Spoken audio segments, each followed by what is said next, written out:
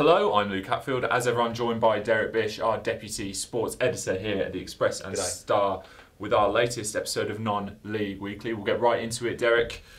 Stourbridge, it's worrying times, isn't it, if you're thinking about playoffs? Yeah, the playoffs are slipping away, I think the fact that, well, there's no thinking about it, the fans definitely felt that last Saturday. 4-1 down at half-time to Grantham, ended up losing 4-2, they got a late consolation goal, and after the game there was quite a lot of frustration, some of it anger outpoured on social media, you know, the great forum for anger and frustration, but the way some of the Stourbridge players dealt with it, really got to talk about that this week. Start with that because you know, Leon Broadhurst, he's played there for more than 700 games, he's seen it all at Stourbridge. Tom Tunks, Jack Duggan, Aris Christoforou, these players, they all went and directly responded to the fans saying, we know it's not good enough, we want to do better, keep the faith. And I thought it was a really good way.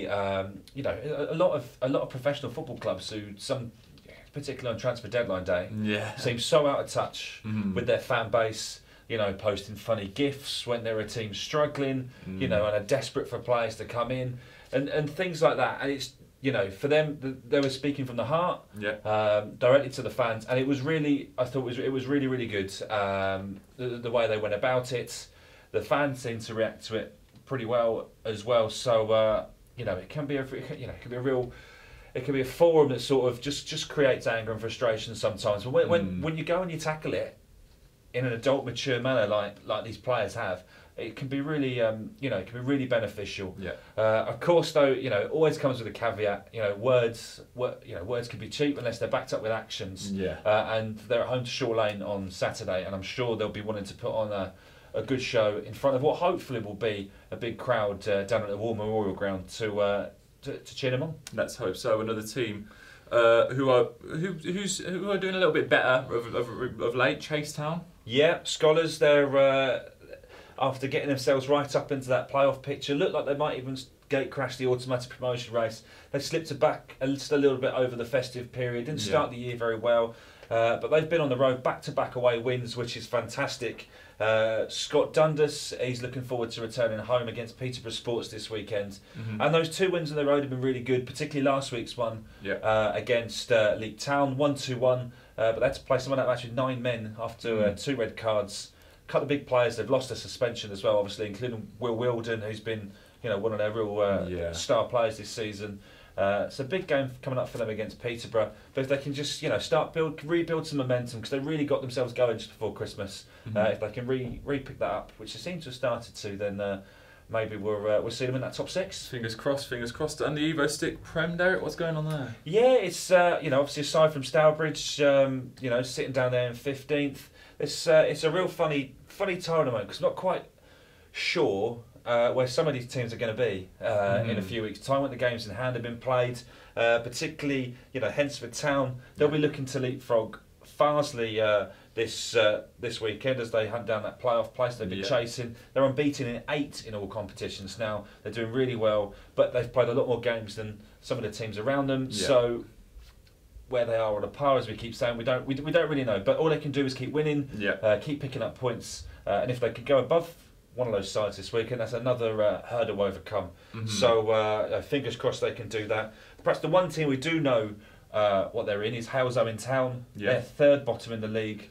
There's only one team going down this year, but they're now only 4 points. So it was 9 not so long ago, I think. So worrying times there.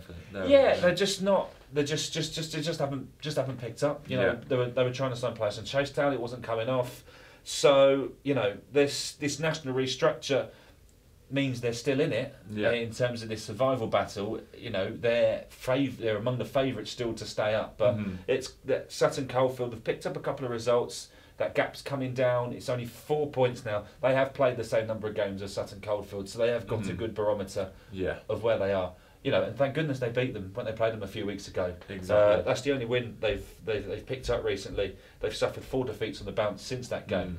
So, you know, need to pick up a couple of results can make all the difference. 4 points can suddenly turn into 10-point gap, and you're looking safe.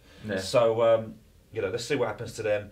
Other than that, Rushall and Stafford, they're still hovering around that that lower mid-table, 19th and 17th they are respectively.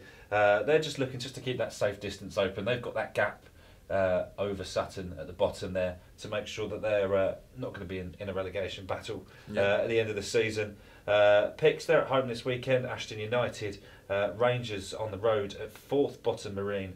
I should say as well, it's a crucial game for Howes Owen. They're playing 5th bottom Whitby, so a real chance to perhaps pick up a point or 3. Important one there. Kidderminster, of course, doing well. Yeah, well, we spoke last week, didn't we? How they can't, how they're 0-0 at half time and then blitz the second half. Yeah. Well, this week it was 3-0 at half time and then didn't score any goals in the second half. Right, so well, I'm pretty sure the fans won't moan about that one. No, not at all. They're doing really, really well. Manny Sanupe, Fraser Horsfall, Joe Ironside scoring their goals. They're looking really good at the moment, and God forbid anyone who ends on the end of when they put 2 lots of 45 minutes together. Oh God! It's going to be messy for them. Yeah. Kidderminster no game this weekend because they lost in the FA Trophy replay the other week. Their scheduled opponents for this weekend, I forget who they were. They're still in the trophy. Instead, they will be away to struggling Kerns and Ashton on Monday, looking for another good win and just to keep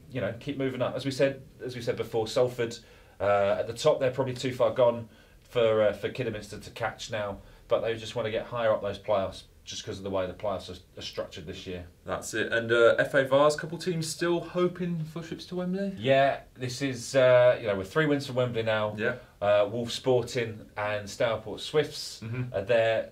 Sporting have had such an incredible run. They remain the underdogs in this whole competition. They've not played like the underdogs in this competition. They are, but they are looking... They're looking really good. They should be fresh as well. They've had, they've had a spate of postponements. Good in one way, they should be fresh. Bad in another. Rest or rust, Derek. Rest or rust. Exactly. Rest or rust. And also it means things like suspensions and that they're taking longer to overcome. So there's players who are going to be even rustier than perhaps they would have been anyway after a suspension. It's Leighton Town at home this weekend. We'll all come back to it as you'll probably guess later on. Stourport Swifts, their way to Stockton. The 3 wins to Wembley. We're in the last 16.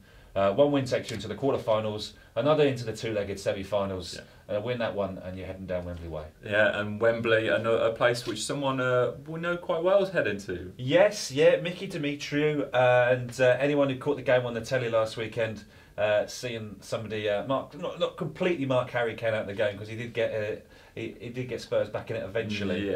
But fantastic performance. The former Kidderminster man, he's played 118 times. Across 3 years for Kidderminster, and he was part of that Newport County team that held Tottenham to a 1-1 draw, which means Mickey Demetriou will be heading to Wembley. So fantastic for him, fantastic for Newport. Great non-league history themselves. So be great to see him in the replay next week. Yeah, everyone's hoping for an upset there, I'm sure. The Midland Premier action, Derek, what's going on there? Yeah, well, we spoke last week, didn't we? We spoke about the managerial change. Steve Palmer coming into AFC Wolverines, replacing Richard Forsyth, having had the job for 5-6 years before. We were wondering if Steve would be willing to stay on. He's been talking to one of our reporters this week, and it suggests not. Wolves, he's still part of the committee there as well. AFC Wolves looking to in his words, freshen things up this summer. So, there's a lot of West Midlands sides that have done really well in that league. And, the way player turnover and things works, if they can get 3 or 4 good signings in, maybe they can have a run like Sporting Council have this year. And talking of Sporting Council, how about this for a debut? Jack Jays in their fantastic 5-3 game against Worcester City last week. Jack Jay scored 4 goals on his debut. 4 goals on his debut, not bad. Show that. Not much to live up to. So that's fantastic for them. They're still firmly in that title hunt. Again, postponements. They've been a poor form as sort of rocked them a bit recently, but great result. Worcester, big non-league name. And sounds like they might have found a player in Jack Jays. That's it. And Derek, I don't have a tenner on me at the moment. Do you happen to have a tenner?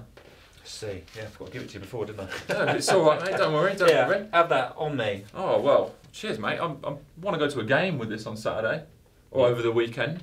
Where can I go? Well, you can give me £3 change right after Saturday when you get it. I appreciate when I get the change till then. But we've got to go. We've got to go to Wolves Sporting.